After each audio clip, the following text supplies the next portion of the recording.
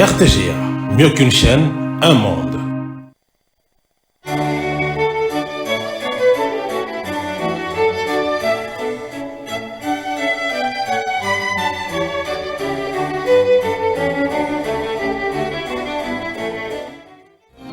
Ce journal vous est offert par Tango Protection.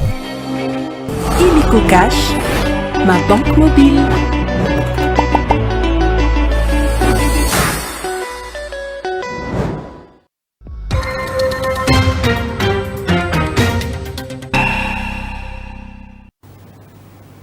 Mesdames et messieurs, bienvenue dans cette édition d'information sur la RTGA. A tout de suite à les titres.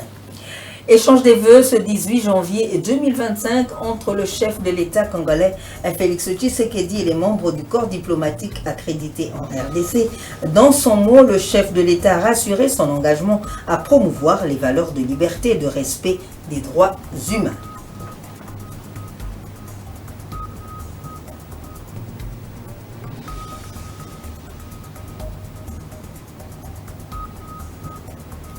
Hausse du prix du carburant à la pompe depuis une semaine dans la ville de Bukavu au sud Kivu. Le litre d'essence est vendu à 4200 francs congolais au lieu de 3500 francs congolais.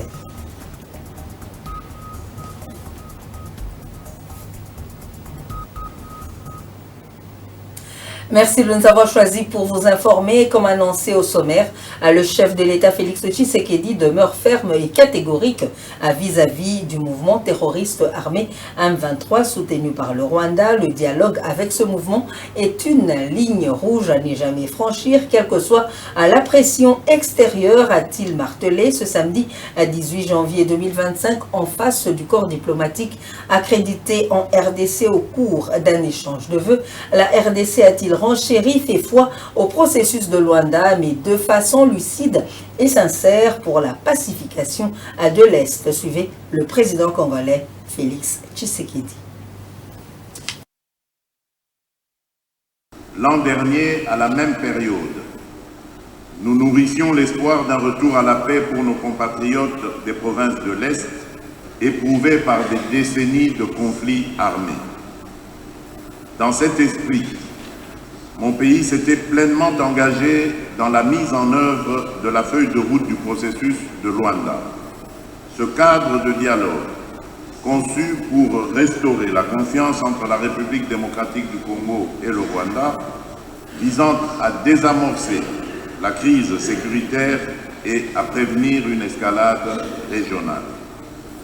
Cependant, en dépit de notre bonne foi et de notre volonté inébranlable de privilégier la voie diplomatique, la situation sécuritaire à l'Est s'est gravement détériorée. Des groupes armés, notamment le M23, soutenus directement par le Rwanda, continuent de semer la terreur dans les provinces du Nord Kivu, du Sud Kivu et de l'Ituri, forçant des millions de personnes à fuir leur foyer pour s'entasser dans des camps de réfugiés. Dans le même ordre d'idées, l'annulation du sommet tripartite du processus de Luanda, prévu le 15 décembre 2024, du fait de l'absence du président rwandais et de l'introduction par la délégation rwandaise d'une nouvelle condition préalable, à savoir l'exigence d'un dialogue direct entre la République démocratique du Congo et le groupe terroriste du M23, témoigne du peu de considération accordée par nos voisins aux efforts de paix. Exiger un dialogue direct avec un groupe terroriste revient à légitimer des agissements qui violent nos lois et principes fondamentaux. L'ambassadeur plénipotentiaire du Maroc, Rachid Agassim, en sa qualité de doyen par intérim des ambassadeurs, a présenté au nom de la communauté diplomatique accréditée en RDC les vœux au président de la République et au peuple congolais, à qui il a réitéré son engagement de partenariat pour un meilleur avenir. Rachid Agassim est au micro de Pédi Périr. D'abord, votre réélection à la magistrature suprême que nous souhaitons apportera plus de progrès, de stabilité et de paix pour votre beau pays et notamment en matière d'amélioration des conditions de vie, de climat des affaires et d'infrastructures, avec un focus sur les secteurs de la santé, de l'éducation, de la justice et de l'autonomisation des jeunes. Réaffirmons ainsi l'engagement de votre cher pays envers la communauté internationale et la participation effective à la consolidation de la paix et la stabilité à travers le monde. Il y a lieu également de souligner votre rôle notable en tant que facilitateur désigné par vos pairs au sein de la communauté économique des États de l'Afrique centrale dans le processus de pacification du Tchad. Grâce à vos bons offices, une réconciliation a pu voir le jour au Tchad et nous vous en félicitons chaleureusement. Excellences, Monsieur le Président de la République, chef de l'État, vous avez également manifesté votre intérêt, votre attachement et votre engagement pour la paix à l'est du pays à travers votre mobilisation et participation active aux différents processus, notamment celui de Luanda. À cet égard, je tiens à rassurer votre Excellence de l'engagement constructif des pays représentés en République démocratique du Congo pour l'instauration d'une paix durable à l'est de la République qui permettra à toute la région des Grands Lacs de se concentrer sur les projets de développement socio-économique qui sont les vraies priorités et préoccupations des peuples de cette région. La coordination de la société civile du Nord Kivu alerte sur le déplacement massif des populations fuyant les combats entre les forces loyalistes et les rebelles du M23. Les humanitaires sont invités à intervenir à la rescousse des milliers des déplacés qui fuient leur milieu d'origine. Ceux-ci prennent plusieurs directions selon les sources locales. Il y en a qui se dirigent vers Bikiro et d'autres à l'ouest de Gungu. Images et commentaires. Les forces armées de la République démocratique du Congo, déterminées à assurer la quiétude de la population dans l'ensemble du territoire national pour que le Congo démocratique retrouve sa quiétude. À Calais, ce territoire du Sud Kivu fait face depuis quelques jours à un afflux massif des familles fuyant les affrontements autour de la localité Gungu dans le groupement Mufuni-Nchanga dans le territoire de Massissi, dans la province voisine du Nord Kivu. Ces familles se déversent sur les villages de Changé, Lumbichi et Numbi, quittant la zone des Gungu, où des combats se sont encore poursuivis dans la nuit du 17 janvier à ce 18 janvier 2025. L'armée a pu déloger les rebelles de Kasake, la colline surplombant la localité de Gungu, selon les sources régionales. Les forces armées de la République démocratique du Congo tentent de reprendre le contrôle de Gungu, d'où elles se sont retirées la semaine dernière et que les rebelles du M23, soutenus par le Rwanda, voulaient occuper. Depuis la reprise des affrontements dans cette localité, il s'observe une arrivée massive des familles dans les localités du groupement de Bouzi, dans le territoire de Calais, rapporte le cadre de concertation de la société civile de cette partie du pays. Ces déplacés proviennent des villages de Kamatari, Biovu et Kabingo, voisins de Gougou. Le président du cadre de concertation de la société civile dans le groupement de Bouzi, James Moussanganya, redoute une accentuation de la crise humanitaire au regard de l'afflux des personnes déplacées. James Moussanganya plaide pour les opérations de grande envergure de toute urgence pour obliger les rebelles à décrocher de leur position dans le territoire de Massissi. Le président du cadre de concertation de la société civile indique que le M23 lorgnerait sur les principaux centres de négoce des minerais de Numbi et Lubichi dans le groupement de Bouzi, en passant par les localités de Nganjo, Mouchébéré, Kavumu, Lusirantanka, toutes situées dans la province du Sud Kivu. En séjour dans le Congo central, le vice-premier ministre, ministre de la Défense nationale, Maître Guy Kabombo, moisi invité à présider le Conseil provincial de sécurité. Les députés nationaux élus de cette province ont participé à cette réunion où le patron de la Défense a réarmé les hommes œuvrant sous le drapeau pour assurer la sécurité du territoire national suivant les instructions du commandant suprême de FRDC, le chef de l'État Félix Tshisekedi. Suivez. Le vice-premier ministre, ministre de la Défense nationale et des anciens combattants, Maître Guy Kabombo Mwadianvita, est arrivé à Matadi, chef-lieu de la province du Congo central, sur recommandation du chef de l'État, commandant suprême des forces armées de la République démocratique du Congo. Le patron de la Défense a présidé le Conseil de sécurité élargi aux organes en présence des députés nationaux élus de cette province. Un briefing sur la situation sécuritaire à la 12e région militaire, première zone de défense, en est suivi. Dans son intervention, le numéro 1 de la Défense nationale s'est exprimé de la manière suivante. Chers officiers, dans la situation actuelle, la crédibilité de votre armée est essentielle. C'est pourquoi vous devrez assumer sans faiblesse votre mission fondamentale. Défendre les frontières de la République démocratique du Congo contre toutes les mesures, d'où qu'elles viennent.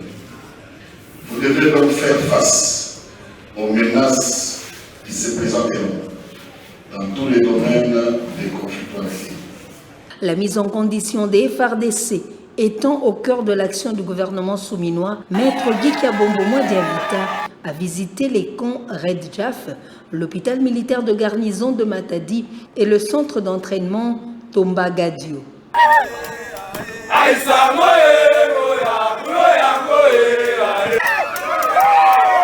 Maître Guy Kabombo Mwadianvita s'est engagé personnellement de prendre en charge les hommes en uniforme ainsi que leurs dépendants. Le vice-premier ministre, ministre de la Défense nationale, a aussi apporté des présents et une assistance financière aux dépendants des militaires.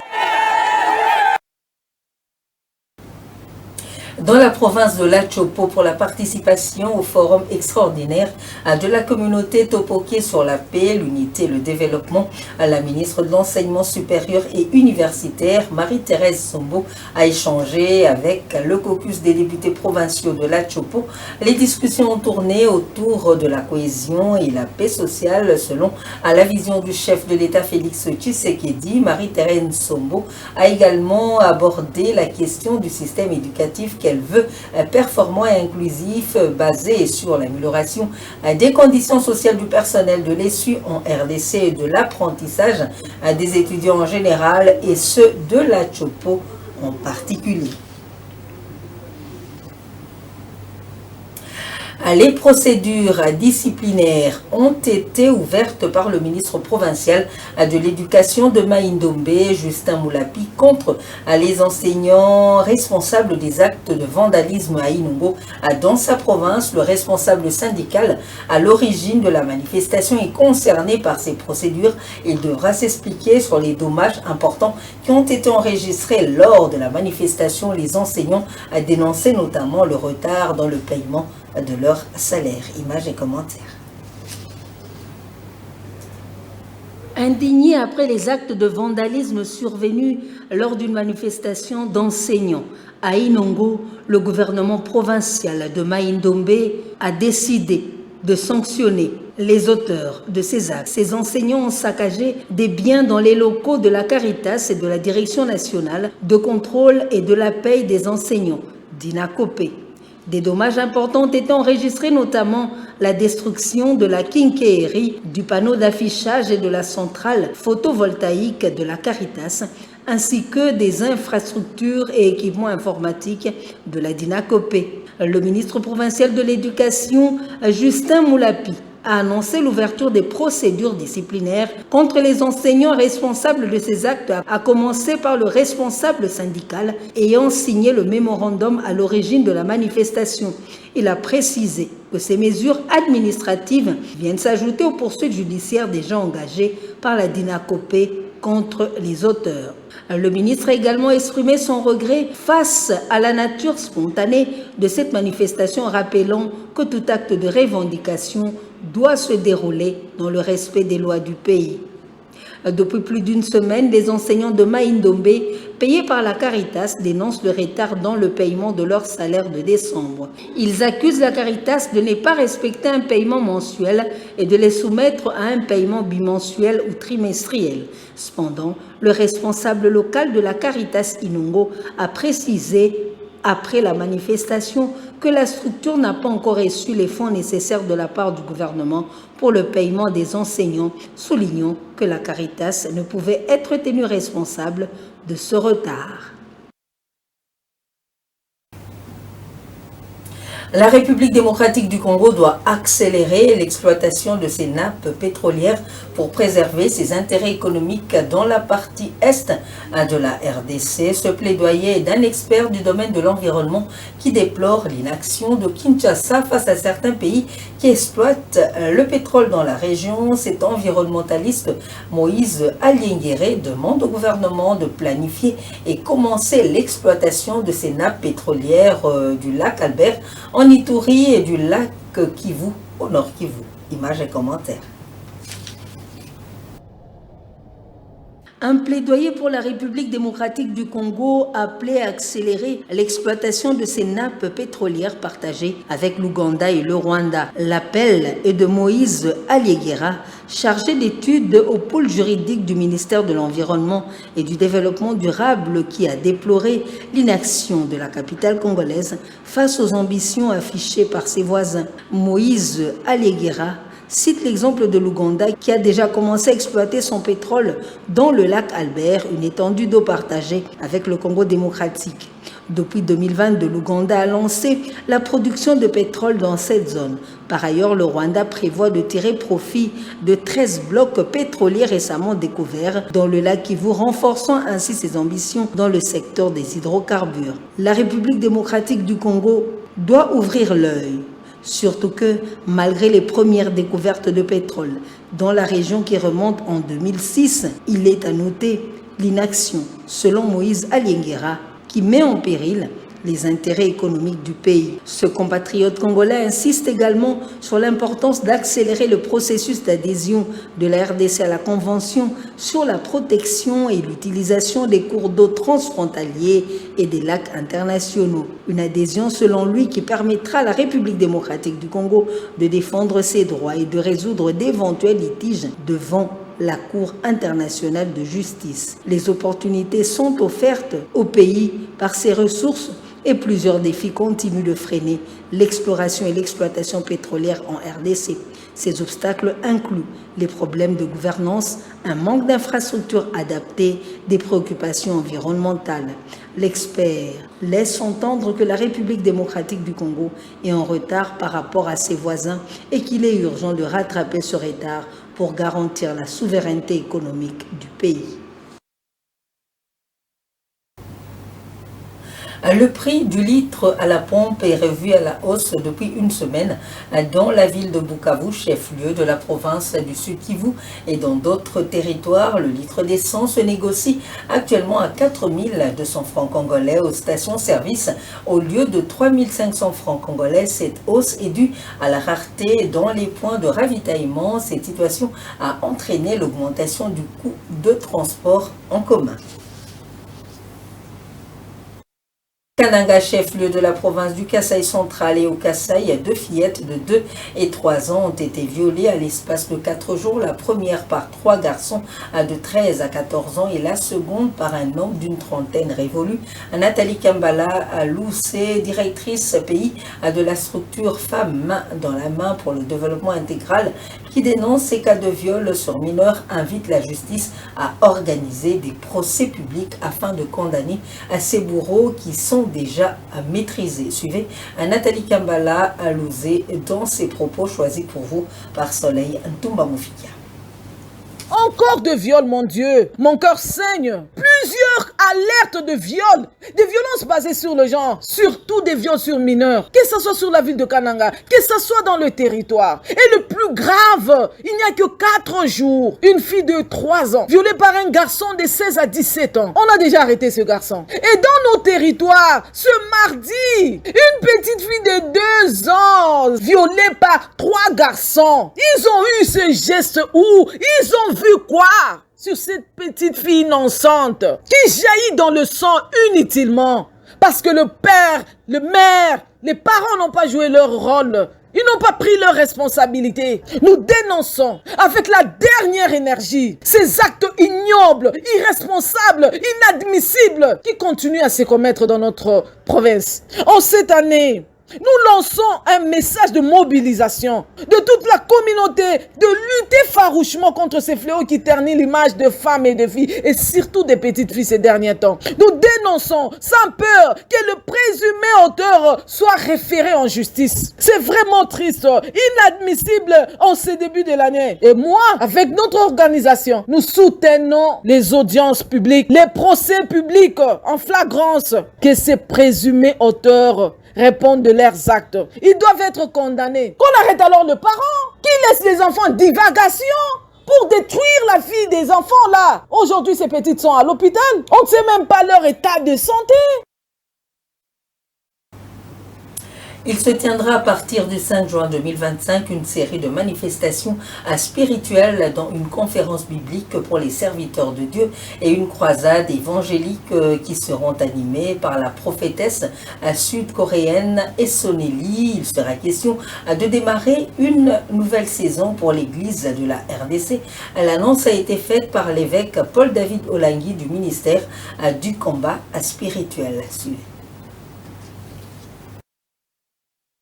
Devant les professionnels de médias, l'évêque Paul-David Olangui, responsable du ministère chrétien du combat spirituel, a annoncé la bénédiction que recevra l'église Corps du Christ du Congo à travers la visite de la prophétesse sud-coréenne Eson Lee, qui animera une conférence biblique et une croisade évangélique. La prophétesse arrivera le 4, le 5 elle commence un séminaire biblique au niveau de l'église All Nation, le 6 la conférence biblique avec les hommes de Dieu de la ville de Kinshasa, de la RDC, de l'Afrique, partout là où vous nous suivez. Si vous avez l'occasion de venir à Kinshasa, n'hésitez pas, que le Saint-Esprit vous donne la conviction, venez, vous serez bénis.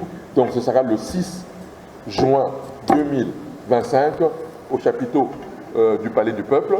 Et le 7 juin, nous nous retrouverons sur l'esplanade du Palais du Peuple pour la croisade.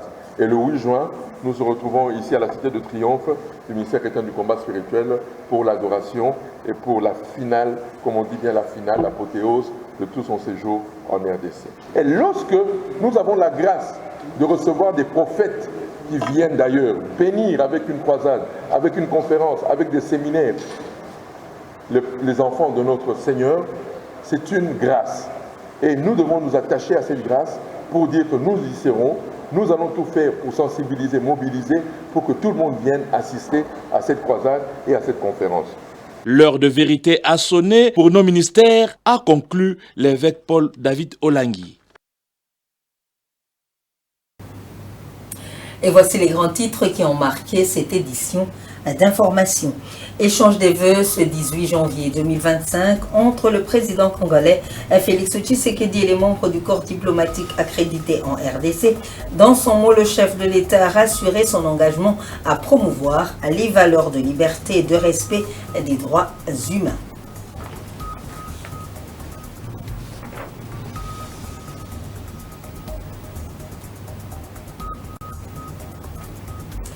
Hausse du prix du carburant à la pompe depuis une semaine dans la ville de Bukavu au Sud Kivu. Le litre d'essence est vendu à 4 200 francs congolais au lieu de 3 500 francs congolais.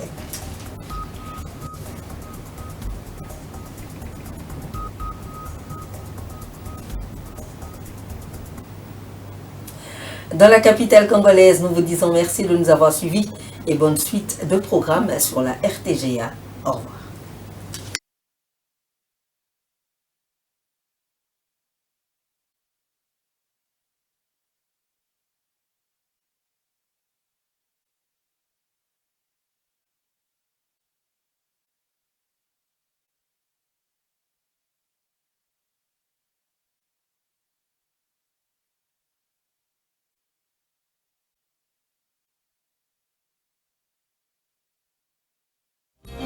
Ce journal vous a été offert par Tango Protection. Illico Cash, ma banque mobile.